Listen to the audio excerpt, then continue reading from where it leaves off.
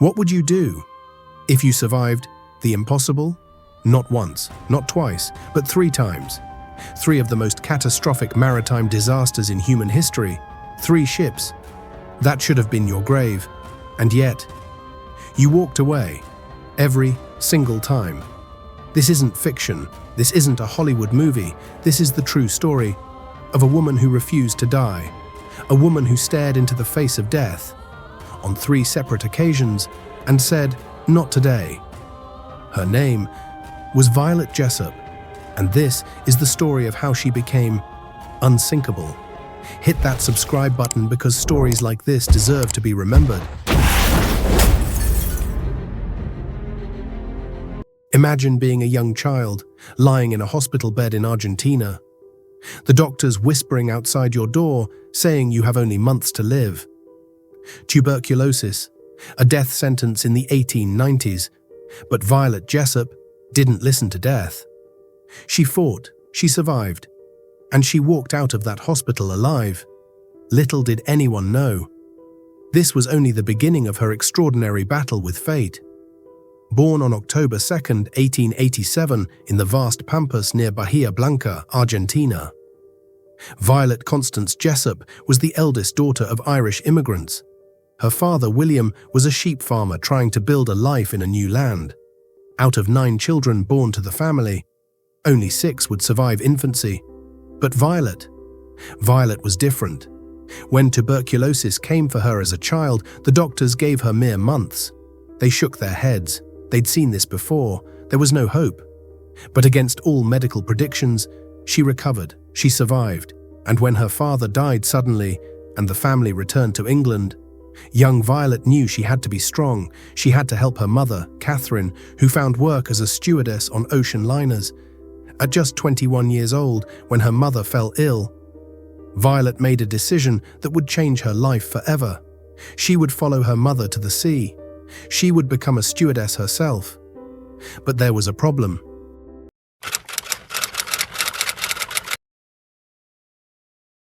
The shipping companies didn't want to hire her. Why? She was too young, too attractive. They said she would cause problems with the crew and passengers, but Violet needed this job. Her family depended on her, so she did something clever.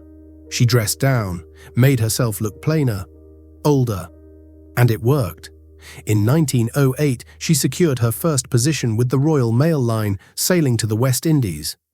The work was brutal, 17 hours a day, £2.10 per month, cramped quarters, demanding passengers.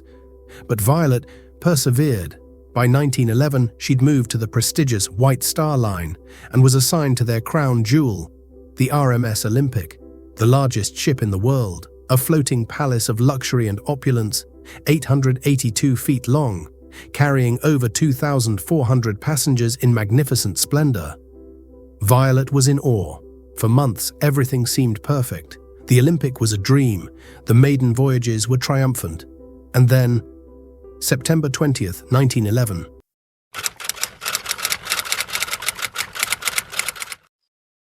The Olympic was leaving Southampton, gliding through the Solent, that narrow channel between the mainland and the Isle of Wight. Violet was going about her duties, when suddenly, crash. The entire ship shuddered. The HMS Hawke, a Royal Navy cruiser, had collided with the Olympic's starboard side. The impact tore 2 massive holes in the Olympic's hull, above and below the waterline. The Hawke's bow was completely destroyed. The cruiser nearly capsized. Water rushed into the Olympic's compartments. For a terrifying moment, the question hung in the air. Would the ship sink? But the Olympic's watertight compartments held. Despite the damage, despite the flooding, the great ship limped back to Southampton under her own power. No one died. But Violet Jessop had just survived her first maritime disaster. Strangely, she never wrote about this incident in her memoirs. Perhaps she thought it wasn't significant enough. Or perhaps it was too painful to remember that this was only the beginning, because destiny had far more in store for her.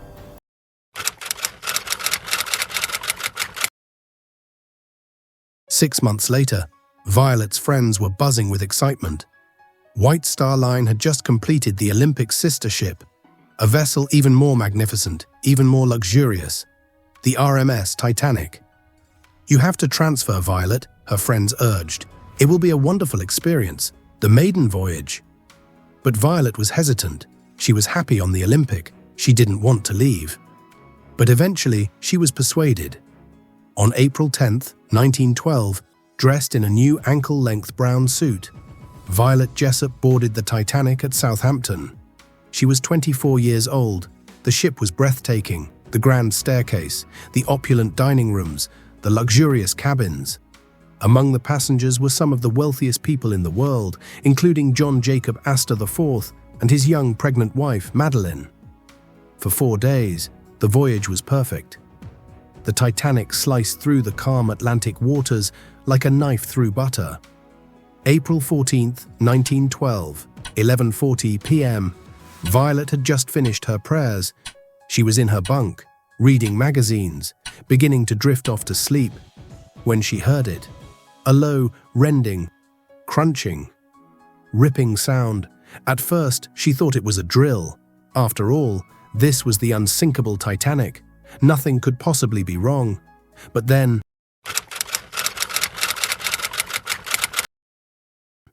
the commotion, the orders. "All crew to stations." Violet dressed quickly, her heart pounding, and rushed up on deck. The ship had struck an iceberg. Violet was ordered to put on her life jacket and to stand on deck as an example for the non-English speaking passengers.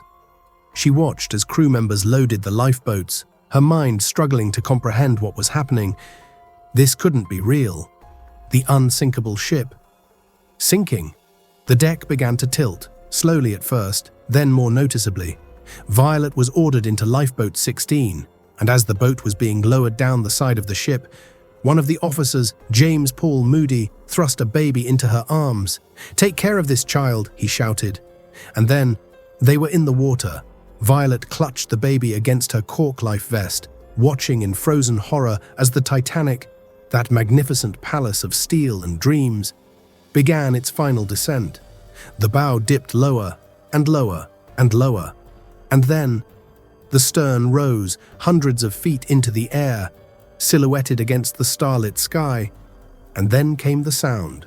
One awful moment of empty, misty blackness. The Titanic was gone. Violet sat in that tiny lifeboat, tossing about in the freezing Atlantic, clutching a stranger's baby, wondering if rescue would ever come. Hours passed, and then, at dawn, the RMS Carpathia appeared. Violet and the other survivors were pulled aboard. As she stood on the Carpathia's deck, frozen, numb, traumatized, a woman suddenly rushed up to her, grabbed the baby from her arms, and ran off without a word. Not even a thank you. Violet was too numb to process it.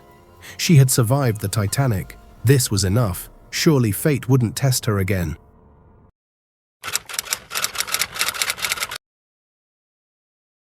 You would think, after surviving the most famous shipwreck in history, Violet Jessop would never set foot on a ship again.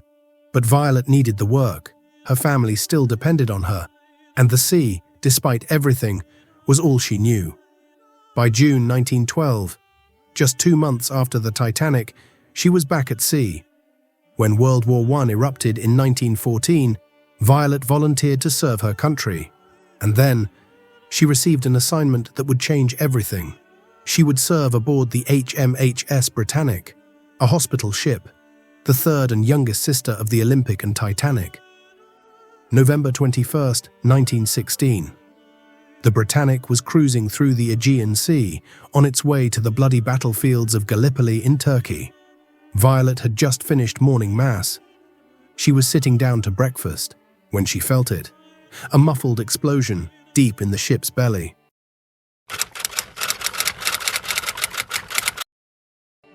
The Britannic had struck a German mine, and unlike the Titanic, which took 2 hours and 40 minutes to sink, the Britannic was going down fast. Violet raced back to her cabin, grabbing her prayer book and remembering the advice of a friend, her toothbrush. "Never undertake another disaster," her friend had said, "without first making sure of your toothbrush." Violet rushed to the lifeboats, but this time the horror was even worse. The Britannic was sinking so quickly that the crew had begun lowering lifeboats while the ship was still moving forward, its massive propellers still churning through the water. And as the lifeboats hit the water, they were sucked backward into the spinning blades. The water turned red with blood. People and boats were being chopped to pieces. Violet made a split-second decision. She leapt. She jumped from the lifeboat into the churning sea. For a terrifying moment, she was sucked under the ship's massive keel. Her head struck the hull, but her thick auburn hair cushioned the blow. And then she watched as the Britannic, that white pride of the ocean's medical world, dipped her head a little, then a little lower, and still lower. All the deck machinery fell into the sea like a child's toys. And then, with a final roar, she disappeared into the depths. 55 minutes. That's all it took. 30 people died. But Violet Jessop survived again.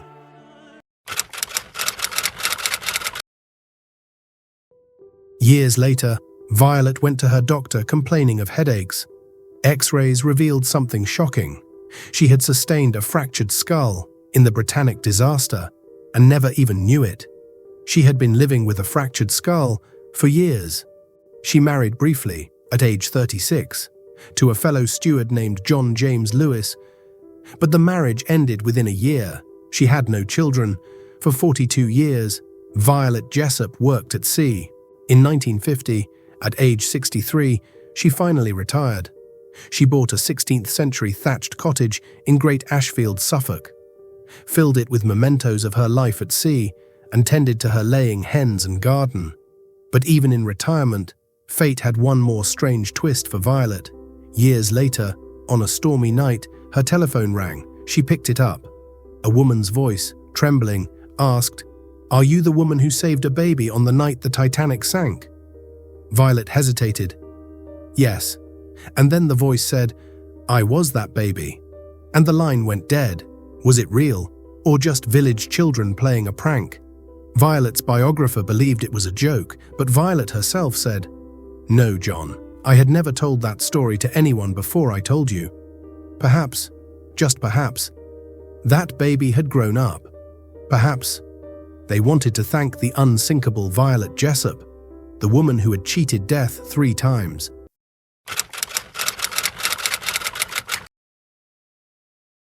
On May 5, 1971, Violet Jessop died of congestive heart failure. She was 83 years old, a survivor until the very end. She had beaten tuberculosis as a child. She survived the Olympic collision in 1911. She survived the Titanic in 1912. She survived the Britannic in 1916. 3 of the most famous maritime disasters in history. 3 White Star Line ships, 3 brushes with death. And she walked away from all of them.